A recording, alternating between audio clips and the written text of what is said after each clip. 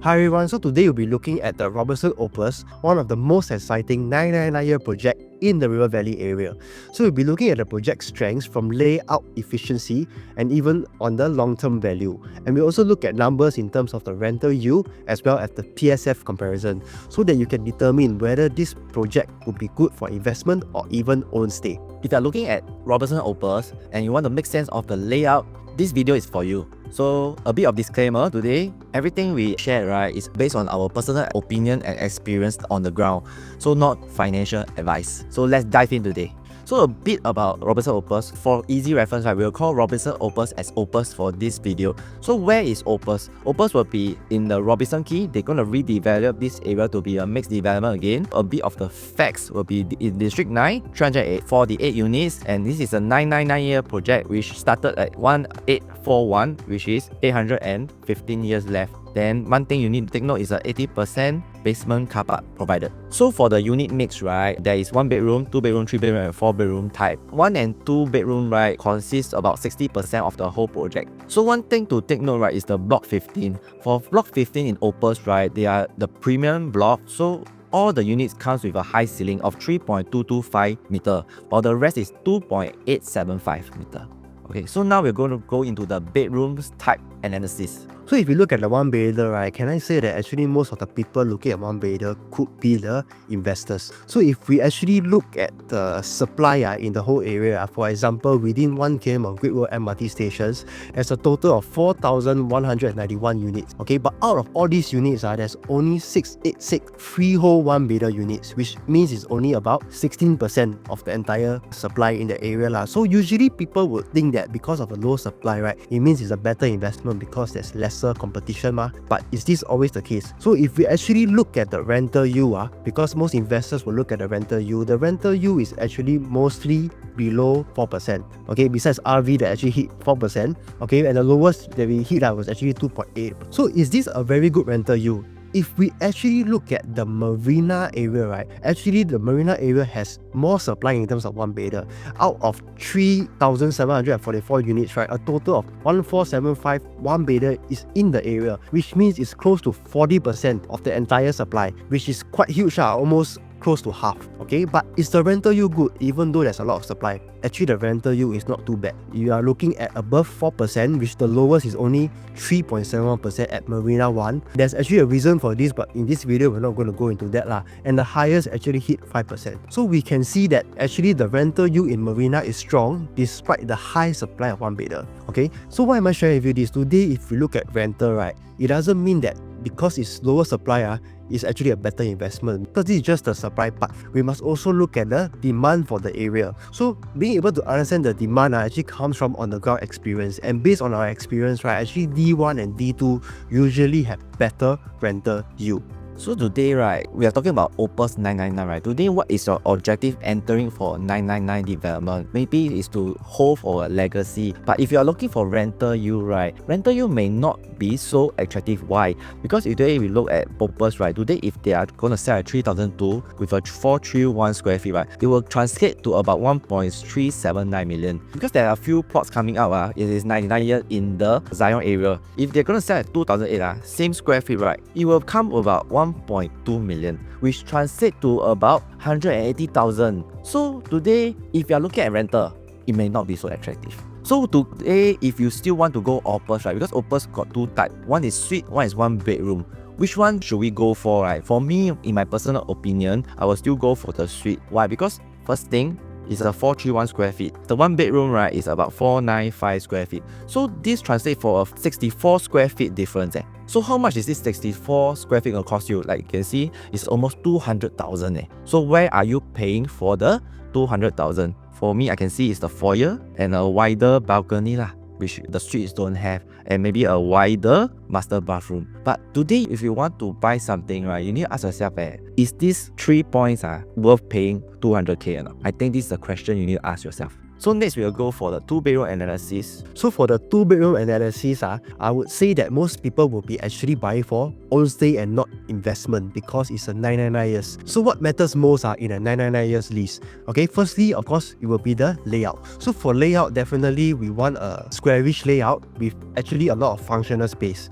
Okay, the second thing that buyers will look for is actually livability. What do I mean by livability? So for example, most local buyers will prefer an enclosed kitchen because enclosed kitchen you can do heavy cooking. And then of course, if better still, it is able to have a window in the kitchen as well as the bathroom for better ventilation. So these are certain factors that people looking to buy for own stay would look at.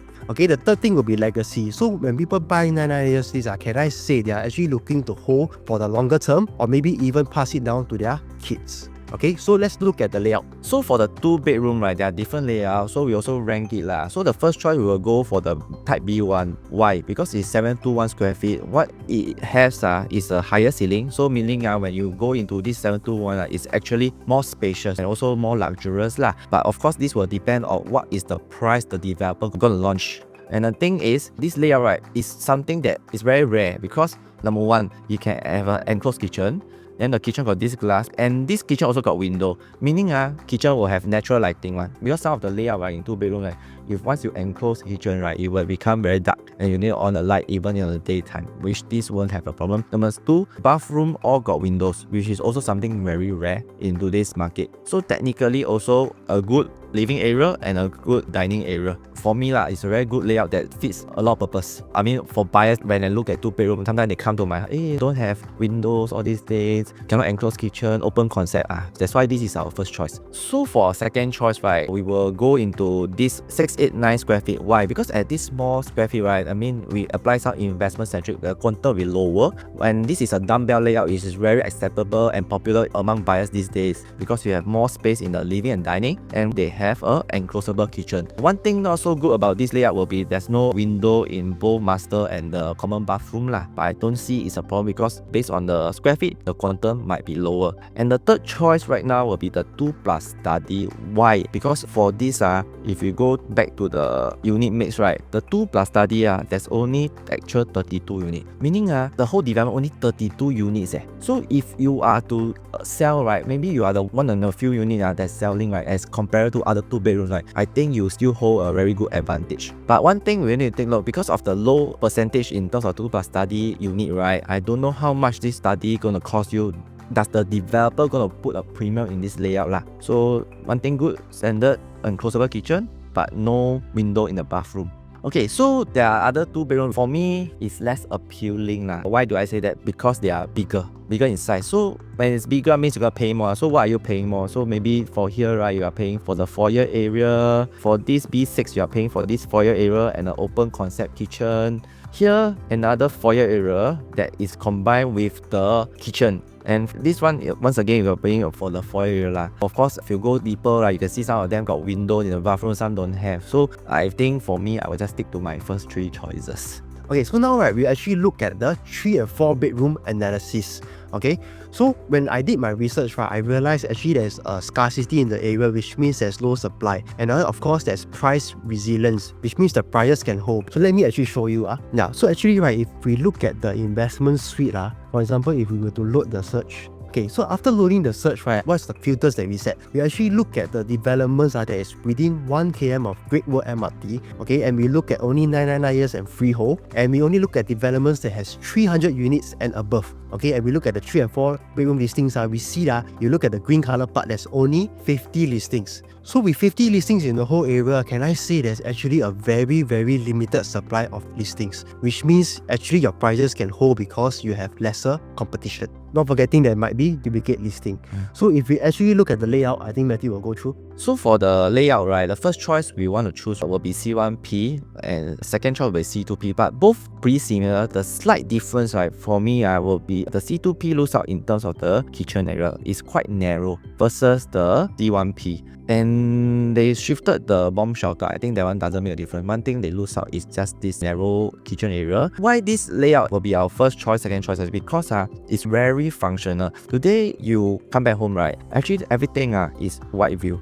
And the kitchen, what they did, right, this two is a sliding door that can open up. So during gathering, right, you can actually open up the whole living area with your kitchen included. So technically this whole space can be used to host your friend. You will feel very comfortable. One thing good about Opus, right, is you can hack away the wall. If today you do not need a 3-bedroom, right, you can actually hack away to make it to a very big and comfortable living area for hosting or for gathering. This is, I think, something that is a plus. Plus, they have everything for the home shelter, window for everything. Even the flex room also got window, which means there's a lot of flexibility you want to use for this layout. I think one thing Opus, the developer did really do think is some of the layout is really livable. Yeah, I agree. Then second choice, same thing, just like I already explained, everything can be used, got all the plus point, bathroom got window, flexi room got window. Yeah, okay, so this will be our third choice. Usually third choice, right, is I think we add in a bit of the investment element. We choose the smallest one because later you will see why we choose the smallest one, because this smaller layout, right, has everything. Enclosable kitchen window, flex room got window, bathroom got window, and even the master bath got window. And the same thing, you can even hack away this, right, or even hack away the flex room, right, to make your living area bigger. So what's the key difference between the other 3 bedrooms which start to fall in terms of the ranking is what are we paying for? For example, today we go back to the 926, we're comparing, right, the next jump in size is a 980 square feet, right? What is the key difference? Actually, I don't see any key difference except for this master bathroom balcony. This 54 square feet, you need to ask yourself this question again. If the developer is going to sell at 3,002 per square feet, right, is 170,000 worth paying for the extra balcony in the master bathroom? I think this is the question you need to ask yourself. Then if we go to the next jump, right, so the next jump will be the 1012 square feet, right? So what is this 86 square feet difference? Number one will be same thing, the balcony in the master bathroom and this foyer area. So these two things now cost you close to 300k. And I think the foyer area, I think is good. We got privacy people cannot see into your house This place is something that we don't use often Yeah. So again, you have to ask yourself whether you want to pay this amount of money. The third one will be the 1023. Right now, very simple. I think you all know where you're paying for. Actually, all the layout very similar. It's just that now you got one master bathroom and one foyer area. And this 97 square feet costs about 300k. The next one will be 1044. Same thing, this foyer area, this balcony. Now, almost 400k. So you want to ask yourself, should we pay for this space that we don't use often? That is why we come up for this 3 ranking for the layout. So they have one interesting layout called 3-bedroom dual flex. It's the type C6. We try to imagine how we're gonna use this layout. So if you're looking for own stay, of course, if you like this layout, okay. But for investment wise, right, if you look at rental, you can do for co-sharing of open area over here, right? Technically, it's very tough to do as a dual key because I think some of the colleagues say, hey, can do dual key, but we try to draw, right? For example, if the dual key we close up here, we try to close up here, a T But when we go to SHOWFLAT, right, the aircon is here. So meaning your this kitchen have no aircon. So technically, this dual key may be a bit tough. But of course, there are co-living experts, they know how to plan the whole layout. Another way is to just rent out this as a 2-bedder, rent out this as a 1-bedroom, then they share this common space. Technically, how does this translate to a rental use? I just use maybe this 2-bedroom, maybe 5,000, and maybe this 1-bedroom, 3,000. I think I just pump out the numbers. For 8,500, divide by the amount you're gonna pay, right? The rental is about 3.2%. So you have a okay for this type of rental yield percentage. Maybe you can want to consider, but of course, if you got this quantum, maybe you can look at the 926 square feet or maybe pay a bit more for the better layout in Opus. Agreed.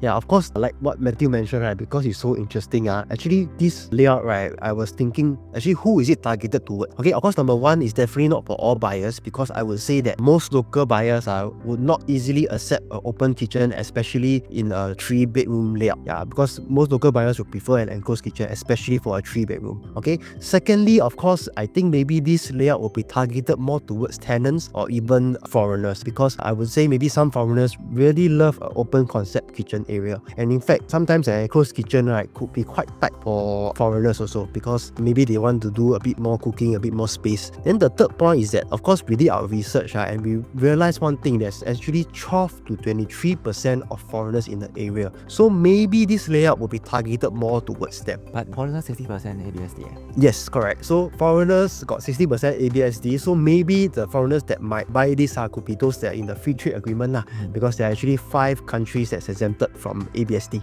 So if you look at the 4-bedder, actually 4-bedder very simple, only got one layout. But just when we look at it, we realize it's actually a very, very good layout. Everything also have, very functional. I would say this is a very good layout, okay?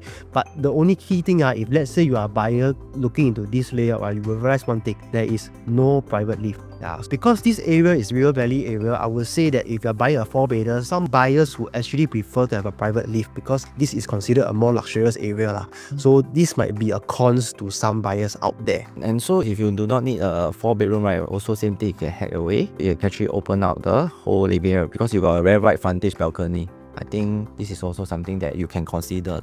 So today, right, if you're buying bigger in River Valley area, I would say it's a good thing because there is long-term value. Why do I say that? Like we mentioned earlier, there's actually a scarcity of large units because I went to do a search. There's actually very little supply of 4-bedroom listings. Secondly, it's a high-end area, so which means the profile of buyers looking to buy into this area would be a bit more affluent.